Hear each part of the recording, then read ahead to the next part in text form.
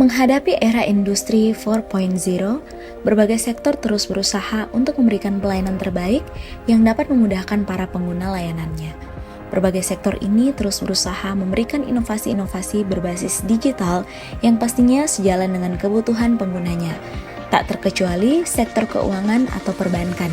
Dari waktu ke waktu, mereka terus berusaha untuk memperbaiki dan mengembangkan layanan mereka.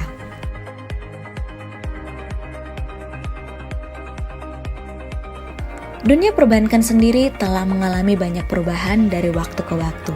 Pada zaman dulu, wujud bank adalah para pedagang yang memberikan pinjaman biji-bijian kepada para petani dan pedagang yang membawa barang-barang antara kota.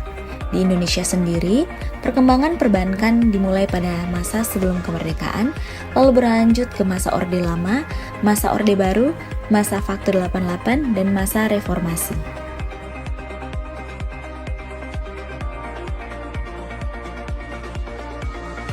Di zaman tersebut, pengguna layanan bank dalam pengurusan transaksi apapun harus ke bank secara langsung dan mengurusnya di sana, mengambil antrian, mengisi formulir cek, dan lain sebagainya. Di zaman digitalisasi ini, sektor perbankan membuat satu inovasi baru yang berkembang saat ini, yaitu bank digital. Potensi ekonomi digital Indonesia terlihat sangat besar, ditambah lagi pandemi COVID-19 yang terjadi sejak tahun 2020 lalu semakin mempercepat proses digitalisasi di tanah air. Hampir di semua lini, termasuk sektor perbankan. Pada dasarnya, layanan perbankan digital tidak berbeda jauh dengan layanan perbankan konvensional secara umum. Perbedaannya hanya terletak pada fitur layanan perbankan yang dapat dilakukan secara mandiri oleh nasabah melalui aplikasi perbankan di smartphone tanpa perlu datang ke kantor cabang. Untuk di Indonesia sendiri, bank digital pertama kali diinisiasi oleh CIMB Niaga pada tahun 2011. Bank ini didirikan pada tahun 1955, salah satu platform digital yang diluncurkan oleh CIMB Niaga bernama Okto Mobile.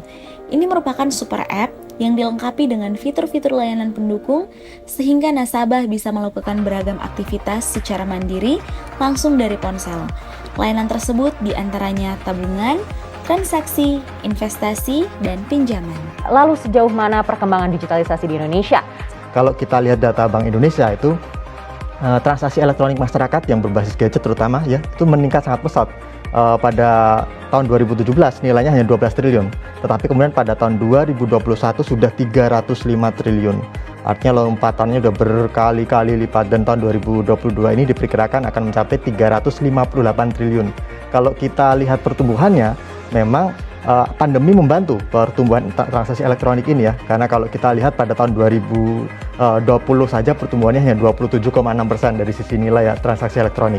Tetapi pada tahun 2021 ketika ada pengetatan ekonomi karena ada varian Delta itu ya, kemudian banyak yang ditutup semua itu aktivitas masyarakat, maka pertumbuhannya transaksi elektronik mencapai 48%. Jadi dari 27 ke 48% ada peningkatan drastis di situ.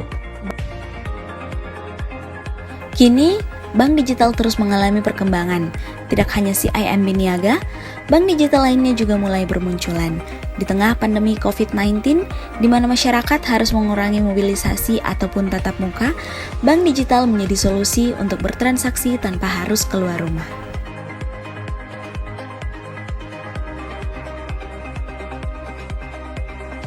Selain itu, bank digital juga membantu pelaku UMKM di Indonesia. Dengan adanya bank digital, memudahkan para pelaku UMKM untuk bertransaksi. Adanya bank digital merupakan salah satu perwujudan dari smart governance di mana perbankan Indonesia mencoba memberikan layanan yang efektif, efisien, dan beradaptasi dengan perkembangan teknologi.